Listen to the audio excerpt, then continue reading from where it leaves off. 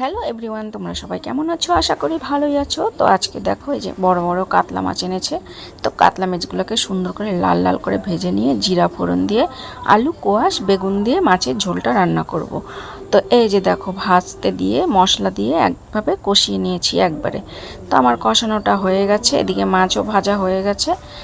এবার আমি এটা ভালো করে কষিয়ে জল দিয়ে দেবো। তা আজকে এই মাছের ঝোলটা খুবই স্বাদ হয়েছিল। তো দেখো জল দিয়ে দিলাম। তো ঝোলটা একটু ফুটলে মাছগুলোকেও দিয়ে দিব। তো ঝোলটা আমি বেশি করিনি, যেহেতু মাছও অল্প। তো দেখতেই পাচ্ছ তোমরা আমি কতটুকুন রান্না করছি। তো এইভাবে পাতলা করে রান্না করবে, দেখবে খেয়ে খুব স্বাদ মুখে লেগে থাকবে। আর গরম গরম এক থালা ভাত খেয়ে নেবে। তো দেখো নামানোর আগে একটু ভাজা জিরে গুঁড়ো করে রাখবে, দিয়ে দেবে ওপর থেকে। এই যে দেখো আমার মাছের ঝোলটা যেমন কালার তেমন স্বাদ। তো ভালো লাগলে আমার পাশে থাকবে, নেক্সটে আবার দেখা হবে, টাটা।